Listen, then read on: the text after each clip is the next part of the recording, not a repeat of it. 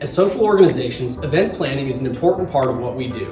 Whether that be a recruitment event, philanthropy event, or a mom's weekend, there are some important things to keep in mind when planning for a successful event. Event planning can be made successful through the use of three things: preparation, communication, and execution. Like with anything else, preparation is the key to making sure that your event goes well.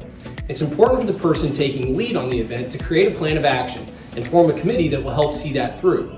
They need to come up with a plan that includes all the specifics: where the event will be, when the event will be, what will take place, who should be there, what materials they might need for the event, etc. Once the specifics are detailed, the vice president in charge should then delegate tasks to people in the committee with expectations of the job as well as a clear timeline of when that needs to be completed.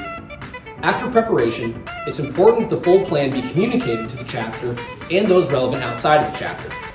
When planning an event, over-communicating the plans is a good thing, especially when dealing with members of the chapter.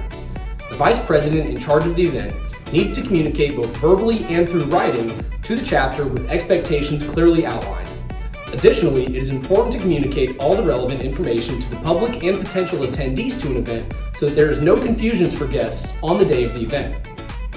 Lastly, with communication, it's important to use all communication mediums and resources to advertise and highlight the events to the general public through flyers, invitations, social media, and word of mouth.